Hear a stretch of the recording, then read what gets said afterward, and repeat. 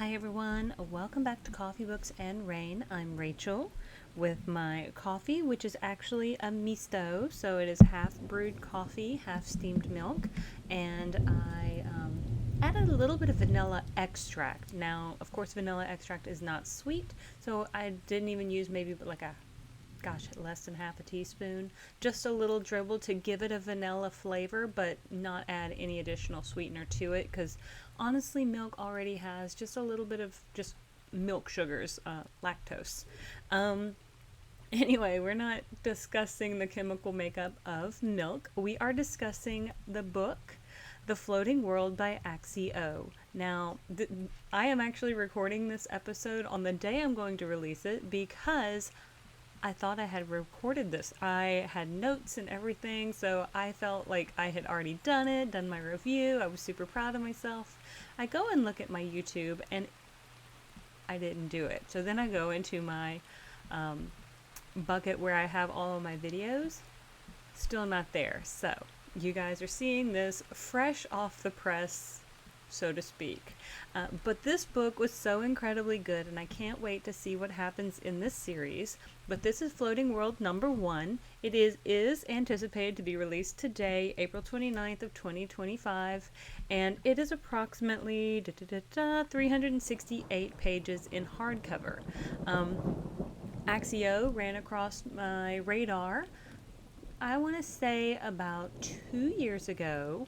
Either that or it may have been early 2023 when I was reading The Girl Who Fell Beneath the Sea, and it was phenomenal. Just a really great kind of love story with some spirits, a little supernatural. We go to like the underworld a little bit, and just overall really good. Just beautifully woven, creating those mental images that are rich and vibrant, and she continues with that rich and vibrant world building in this book. Now, they are not linked, although this one is.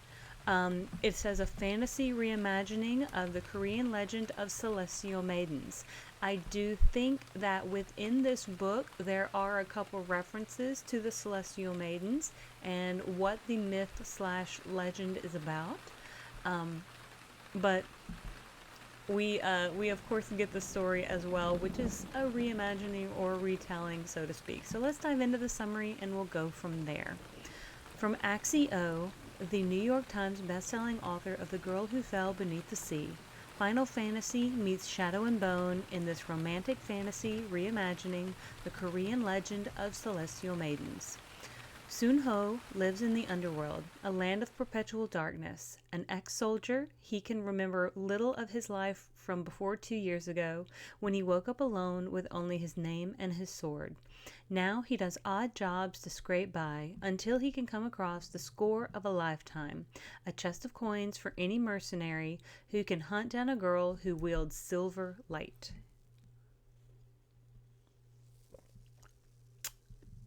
Meanwhile, to the east, Ren is a cheerful and spirited acrobat, traveling with her adoptive family and performing at villages. But everything changes during one of their festival performances when the village is attacked by a horrific human-like demon. Human-like demon. In a moment of fear and rage, Ren releases a blast of silver light, a power she has kept hidden since childhood, and kills the monster. But her efforts are not in time to prevent her adoptive family from suffering a devastating loss or save her beloved uncle from a grievous wound. Determined to save him from succumbing to the poisoned wound, Ren sets off over the mountain where the creature came from where Ren herself fled 10 years ago.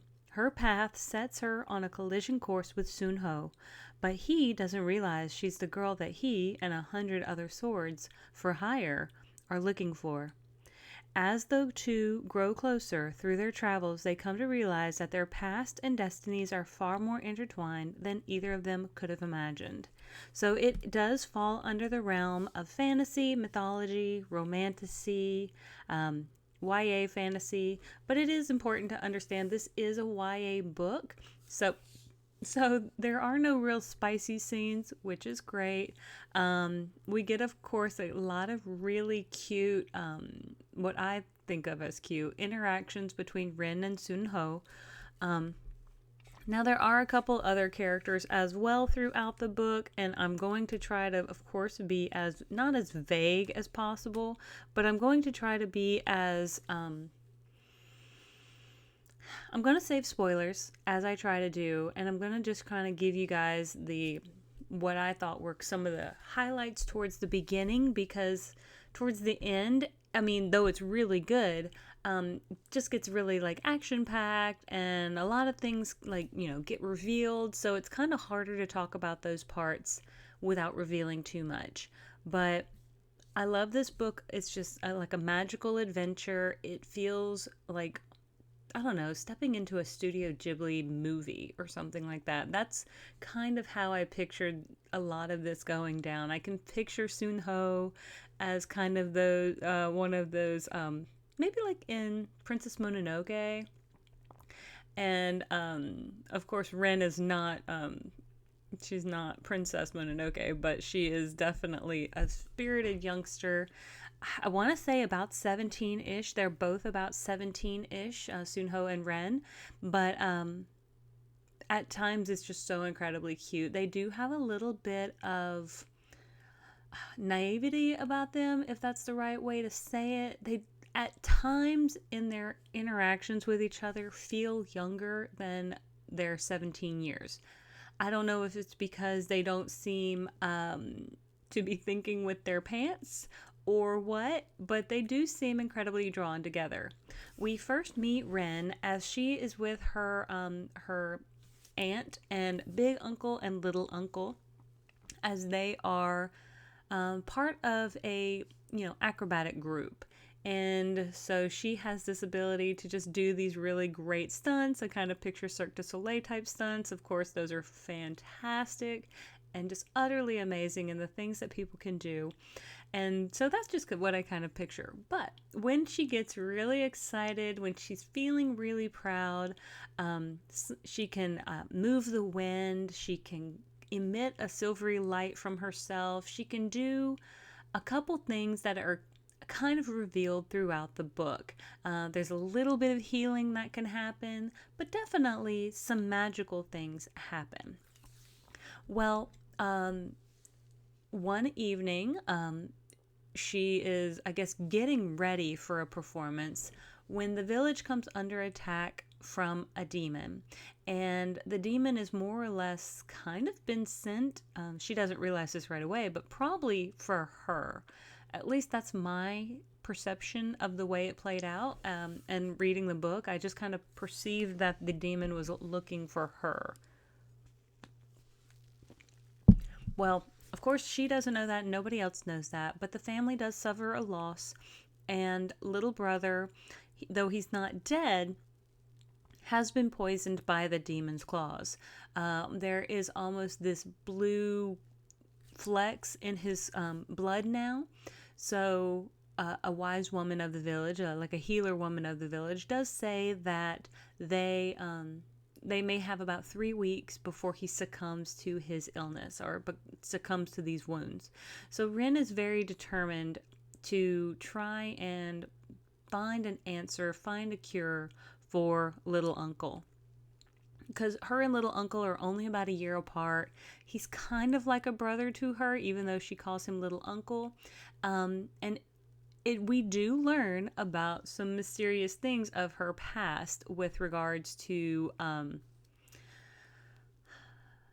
what happened. I don't want to, again, I'm trying to be pretty vague because I think this is more or less part of the reveal in the story, but I think you come to understand very quickly that Ren is, of course, the girl that Sunho is going to be looking for. She is the girl who can emit the silvery light. And maybe at first we don't really understand why or how she's got this power. Maybe magic is more prevalent than we thought in this world. We're not sure. Switching over to Sunho, we first see him kind of coming off of a kind of a heist. He and two others break into the secure facility in order to acquire a map of sorts. They do it, I don't want to say do it pretty easily, but they are fairly skilled at what they're doing. He is more or less a bounty hunter slash jack of all trades when it comes to you need a job done. Well, Sun-ho is known to get the job done. His memory is a little bit different. And at times I kind of wonder about Ren's memory as well. Like, I question whether she remembers a lot of her past or if she just does remember her past and she's like, traumatically blocking it from her mind. I'm not sure. But Sun-ho is a little different in the fact that he was with his brother in the woods and he woke up and he was alone in the woods and doesn't remember really anything before that other than his brother had been there and now his brother's gone. And his brother is Junho. So there you go, Junho and Sun-ho. I don't think they're not related. They're not twins. They're about 3 years apart, and I believe Junho is the elder of the two. But Sun-ho also has a little bit of. He likes to stay very aloof and kind of separate from other people. He tries not to bond with people too much. But there is something about Ren when he runs across her that he just seems to fairly quickly bond with her. Maybe it's because she kind of nurses him back to health in the woods, going a similar way sort of thing. They'll travel together, not sure. But you can definitely see as they kind of walk through the woods together, they are bonding and they encounter some other travelers who at first think of them as kind of like the enemy, quote unquote, the enemy. But then they weave a story of, oh no, they're running away together because her family doesn't approve and all this kind of stuff. And he just goes along with it. And she says that, oh, he's a sword dancer. I'm an acrobat. And all this sort of stuff. Well, he just really plays into it. Like, he doesn't even, like, naysay or negate what she says or anything. He just rolls with it. And, honestly, like I said, their bond and their kind of relationship grow in a very kind of cute manner. It's not all like, oh, I love you right off the bat. It's definitely a little bit more of a gentle slope up into until they get to like this village where they were going to separate and go their separate ways. And it kind of seems as though Sun-ho, he goes off and he's really kind of thinking, and he's like, no, I can't leave. And of course, then she's all like, oh, I kind of wish he hadn't left. And so I won't tell you more from there. I will kind of leave that up to you to decide. It is very cute. She is again on a quest to try to save her little uncle, and Sun-ho, is actually trying to find Ren. So the question does become, well, what is he going to do if she's the thing he's looking for to, I guess, to earn his keep, to win this treasure chest, so to speak, of money, when all of these other swordsmen in the realm are also looking for her, because there is a drawing of her. And the thing is he didn't know it was her right off the bat because she wore one of her acrobatic masks. And it does seem as though maybe somewhere in his heart he kind of knew, because when he sees her without the mask, he still knows it's her. And again, a very cute little moment. Absolutely.